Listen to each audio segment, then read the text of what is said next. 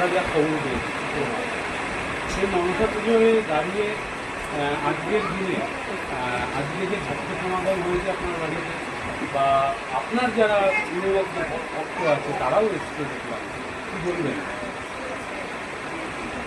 করানোর মালিক উনি, আমরা চেষ্টা করতে পারি, আমরা শুধু চেষ্টা করি, সব মা করিয়ে নেন, এটাই আমার বিশ্বাস। বিশ্বাসে মিলায় বস্তু তর্কে বলি। সেই সাথে সাথে মনসা মানেই তো একটা মনস্কামনার দেবী, যেটা শাস্ত্র বা পুরাণে পাওয়া যায়। তো প্রতি বছরই আপনার এখানে সেই আরাধনা হয়। এবছরে কি নতুন কোনো মনস্কামনা আছে মায়ের কাছে? মায়ের চরণে কোনো আরতি বা কোনো প্রার্থনা রাখবেন? প্রত্যেকবারই মনস্কামনা থাকে যে মানুষ সুখে থাক, ভালো থাক, আনন্দে থাক। এটা আমার ব্যক্তিগত মত। কেননা মানুষ যদি সুখে থাকে, সবার উপরে মানুষ সত্য, তাহার উপরে মানুষকেই ভালোবেসে চলতে হয়। তো মাকে বলি, মা তুমি সকলকে ভালো রেখো, সুস্থ রেখো। আজকের এই শুভ মুহূর্তে, শুভক্ষণে দাঁড়িয়ে আপনাদের বাড়ির সকল ভক্তবৃন্দ তথা বাংলার সমস্ত ভক্তবৃন্দকে আপনার তরফ থেকে বার্তা কী হবে? যারা আমরা আধ্যাত্মিকতায় বিশ্বাস করি, তাকে স্মরণ করে সব কিছু যদি করতে পারি আমরা, আমার মনে হয় ভরসাটা তার উপর ছেড়ে রাখা উচিত। সাধক ভবা বাংলার একটা গান আছে, ভরসা করি এ ভব কান্ডারি হালটি ছাড়িয়া তারে দাও দাও। তাই হালটি আমরা নিজে পাওয়ার চেষ্টা করার দরকার নেই, তার প্রতি ছেড়ে রাখা উচিত। তিনি যা করবেন সেটাই হবে, তার বাইরে কিছু হয় না। আমার এটা ব্যক্তিগত মত। তার কথার বাইরে, তার কোনো কিছুর বাইরে একটা পাতা নড়ে না পৃথিবীতে, চোখের পলকও নড়ে না, এটা আমার বিশ্বাস। আপনি একজন বাংলার স্বনামধন্য সঙ্গীত শিল্পী, তথা কীর্তনের জগতে আপনার নাম একদম ওতপ্রোতভাবে জড়িত। তো আপনাকে আজ এটাই শেষ, একদম বেশি বিড়ম্বনায় ফেলবো না, এটাই লাস্ট প্রশ্ন, যে ছোট্ট করে যদি জুলাই একটু কিছু শুনিয়ে দেন।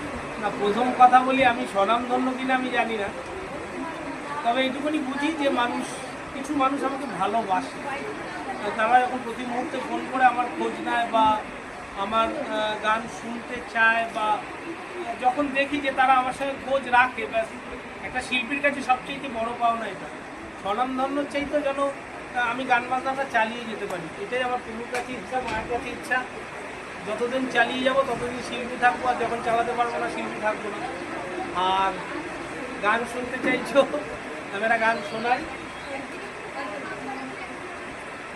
কিছু শোনো না, অন্য কিছু শোনো।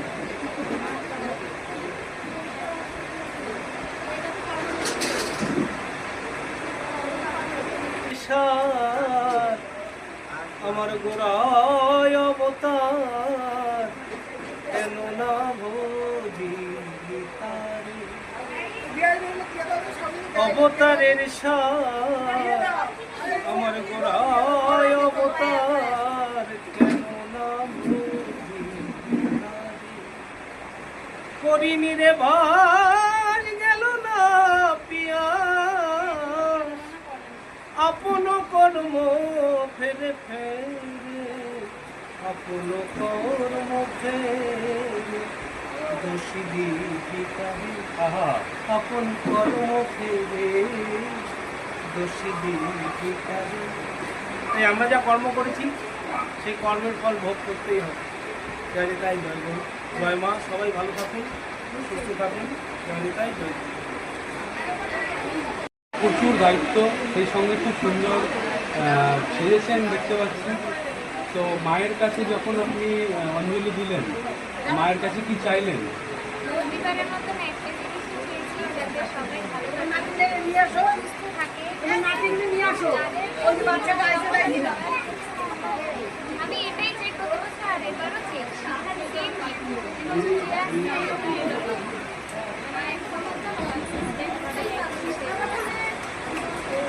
আর সেই সঙ্গে সঙ্গে আপনি সঙ্গীত শিল্পী হিসেবেও দারুণ, যার বাবা পঙ্কজ নত্য।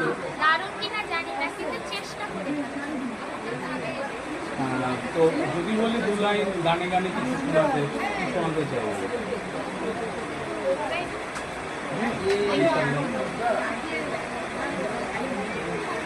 আমার হৃদয় পুরো কষ্ট হইল দেহ পুরে হারা তোমার প্রেমের জালে তোমার প্রেমের জালে না বুঝিলে সেটাই হয়তো ভালো বুঝতে আমার হইল দেরি পীড়িত কিসের জ্বালা আর বুঝতে আমার হইল দেরি পীড়িত কিসের জ্বালা আমার হৃদয় পুরে কষ্ট হইল দেহ পুরে কালা তোমার প্রেমের জালে তোমার প্রেমের জালে না বুঝিলে সেটাই হইতো ভালো বুঝতে আমার হইল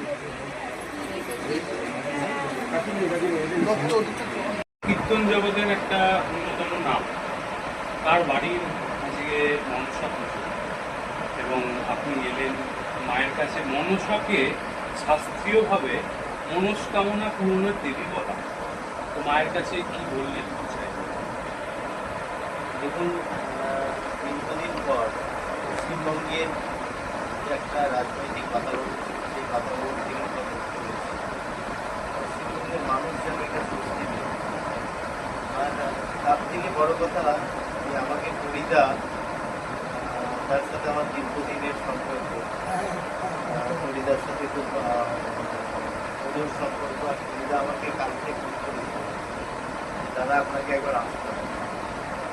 ফরিদার ডাকে সাড়া না দিয়ে পারেন, আর আমারও মনে হলো মায়ের দর্শন হয়ে যাবে। আমি এখানে এসে দেখলাম যে মায়ের একদম স্থায়ী মূর্তি বানানো হয়েছে। আমার খুব ভালো লাগলো। মায়ের কাছে প্রার্থনা, মা তুমি সবাইকে ভালো রাখো, সুখে রাখো। আগামী দিনগুলো যেন বিগত দিনের মতন না হয়, আগামী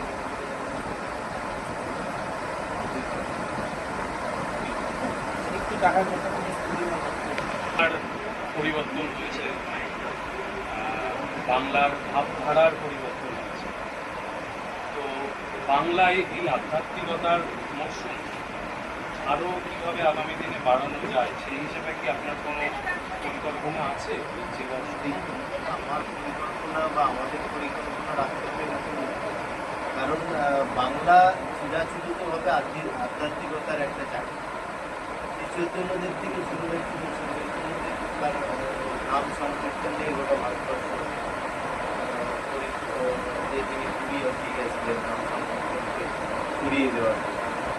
তো সেই নাম সংকীর্তনের পরে বিভিন্নভাবে আমরা দেখেছি বিভিন্ন মনীষী আছে, রামকৃষ্ণদেব আছে, বিবেকানন্দ আছে, তারা আধ্যাত্মিকতার দিককে তুলে ধরেছেন বারংবার। আর এই পশ্চিমবঙ্গের পৃষ্ঠভূমিতে মানুষ সনাতন মানুষ যেমন যেন গুমড়ে গুমড়ে কাঁদছিল বিগত দিন, কারণ তাদের কোনোরকমে তাদের সনাতনী সত্তা নিবসে সনাতনী সত্তাকে তাই এখন সবাই নিঃশ্বাস করে বেঁচেছে যে মানুষ সনাতনী কালচারে বিশ্বাস করে। এই সনাতনকে এখন দেখবেন আপনি পুজোর খবর, আমি গত পরশুদিন ভান্ডারাতে যাচ্ছিলাম, নেই তারকেশ্বর না, আমি শম্ভুনাথের যে যাচ্ছিলাম গতকাল রবিবার দিন যে ভান্ডারা দেওয়া হয়েছিল, গতকালকে যারা জন্মদিন দেওয়া হয়। তো আমি রথতলা থেকে শুরু করলাম, আমার এটি রথতলা। তো আমি বিগত দিনগুলোতে এইভাবে দেখি প্রায় 87 ক্যাম্প হয়েছে জলছত্রী হচ্ছে, যারা মানুষের সেবার জন্য জলছত্রী। মানুষের মধ্যে যে একটা উদ্দীপনা, তারা উৎসাহ নিয়ে মানুষের পরিষেবা দেওয়ার জন্য, মানুষকে যারা পুণ্যার্থী তাদের পরিষেবা দেওয়ার জন্য তারা এটা বলতে হয়নি, সরকারকে বলতে হয়নি, কোনো মানুষ গিয়ে কাউকে বলেনি যে তোমরা করো। স্বতঃস্ফূর্তভাবেই যে একটা সবার মধ্যে একটা উন্মাদনা, সেই উন্মাদনা দেখতে পাওয়া যায়। স্বাভাবিকভাবেই পশ্চিমবঙ্গ সনাতনের মাটি, পশ্চিমবঙ্গ আধ্যাত্মের মাটি। পশ্চিমবঙ্গে আমরা সপ্তমা দেখি, পশ্চিমবঙ্গে দক্ষিণেশ্বরের মাটি দেখি, বিহারের মাটি দেখি, এখানকার দিনের বন্ধু পশ্চিমবঙ্গ। সনাতনীরা আবার যেন খুব ভরে শ্বাস নিতে পারবে, আচার আচরণ সেই আচার আচরণের মাধ্যমে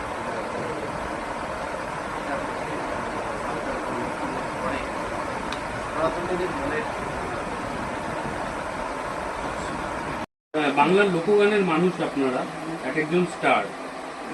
লোকগানে একটা কথা আছে যে চাঁদের গায়ে চাঁদ লেগেছে। তো আজকে তো সত্যি একটা চাঁদের হাট, একজন স্টারের বাড়িতে আর একজন স্টার। কি বলবেন, সত্যি কি বলবেন? স্টার কিনা যাই না, কিন্তু ভাইয়ের বাড়িতে এসছি, আমিও স্টার মনে করি না। ভাইয়ের ডাকে এসছি, মায়ের ডাকে এসছি। আজকে আসলেন, মায়ের কাছে সবসময় নিজের মনের কথা, নিজের দুঃখের কথা, সুখের কথা তুলে বলা যায়। মায়ের কাছে কি প্রার্থনা করলেন? এটা তো বলা যাবে না কি প্রার্থনা করেছি, যার যার নিজের বিষয়, তাই না? আজকে যে পরিবেশ, এখানে আসলেন, আপনাকে ঘিরে বেশ দেখলাম একটা উন্মাদনাও ক্রিয়েট হলো।